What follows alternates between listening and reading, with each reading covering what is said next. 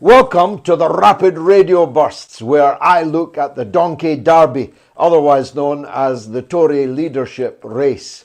The leadership race televised debates have been scrapped at the behest of Rishi Sunak and Liz Truss, though for very different reasons. And I'll be going more deeply into that in the days to come. But today I'm focused on someone you probably know very little about.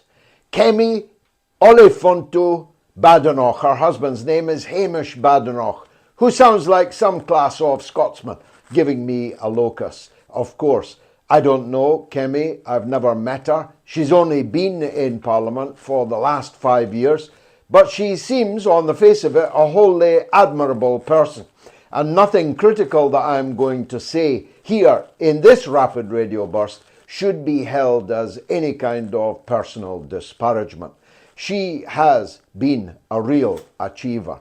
She's a Yoruba young woman, just 42 years old, though born in Wimbledon of Nigerian parents.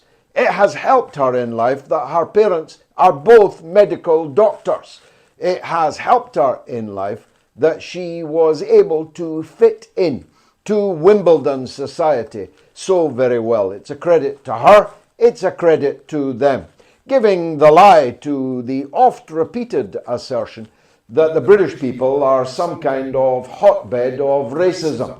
As a matter of fact, at one stage, most of the candidates for the Tory leadership were people of colour, as they say nowadays, people from the minority ethnic communities, BAME people, B-A-M-E, and all the other paraphernalia that has become a part of the race relations industry in Britain.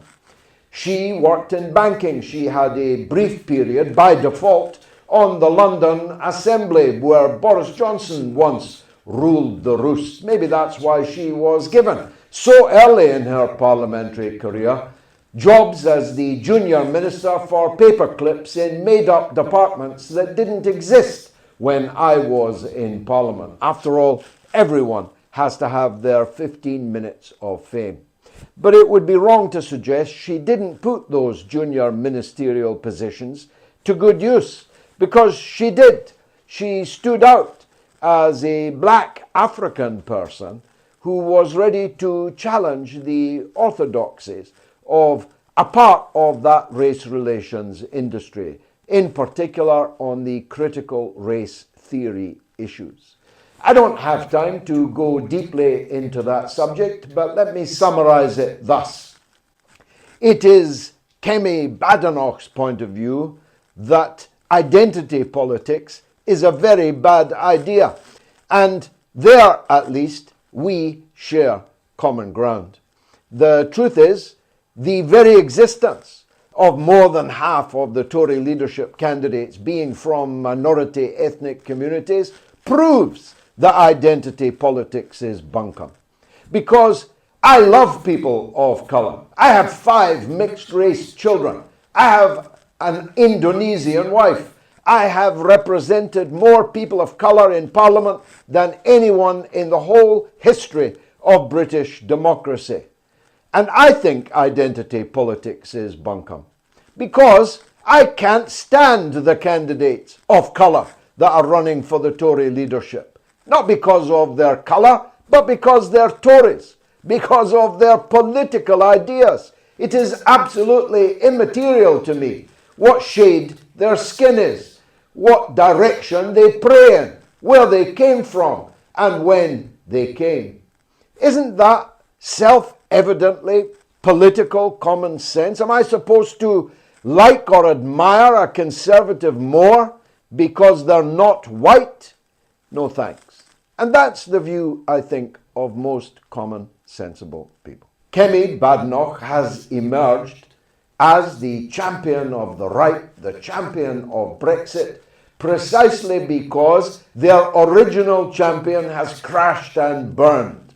Liz Truss, born to a family of CND activists who became a Liberal Democrat demanding the abolition of the monarchy, then became a Conservative campaigning with Michael Heseltine and John Major for remaining in the European Union, then became a Brexiteer, has turned out to be a block of wood, startled out of her depth, struck dumb. That's the reason she's not appearing in any more Tory leadership contests, televised debates, because every time she appears on television, she loses more support.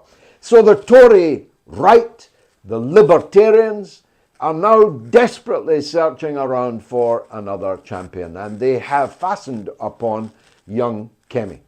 She is a genuine and sincere Brexiteer, making the point that I had the responsibility of making throughout the Brexit campaign in 2016, that the idea that Brexit is a racist endeavour is bunkum.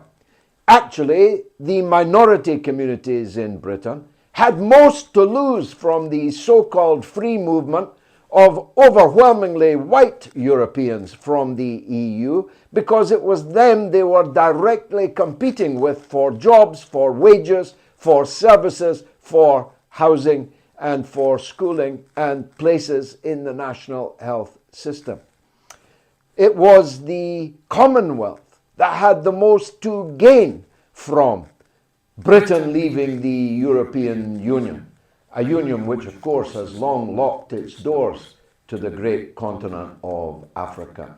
You only get into the European Union if you've got blonde hair and blue eyes and come from the Ukraine. If you're an African scaling the fence at Melilla, officially Spanish territory, you've got no chance, even of escaping unbruised and maybe even not escaping alive. Kemi personified the reality of that case. She seems genuinely a person of conservative moral values. She's married with 3 children, a Christian woman, and in all that we have many things in common. But I cannot, of course, rejoice at the emergence and the power, growing power of Kemi Badenoch, because I fundamentally disagree with the way she thinks our society should be run. So hats off to Kemi for running a game campaign. I expect her to go out soon, and I expect her to have played a decisive role in wrecking Liz Truss's leadership aspirations. And as I believe, Liz Truss is a clear and present danger to the peace and safety of the country and the world, I'll always be grateful for her doing that. The reality is, Rishi Sunak already knows he's in the last ballot. He's going to the members in the ballot. His background as an African Indian, as a billionaire, will endear him to some in the Conservative Party membership, though his role in backstabbing and conspiring with Dominic Cummings to bring down Boris Johnson will harm him in others. I hold to the view that whomsoever is in the final ballot against Rishi Sunak will beat them. I just pray that that person isn't Liz Truss. The good news is it doesn't look like it will be. The good news is my entire holiday is going to be paid by the bookmakers because I backed Penny Mordaunt at the grand sum of 40 to 1. How's that for perspicacity?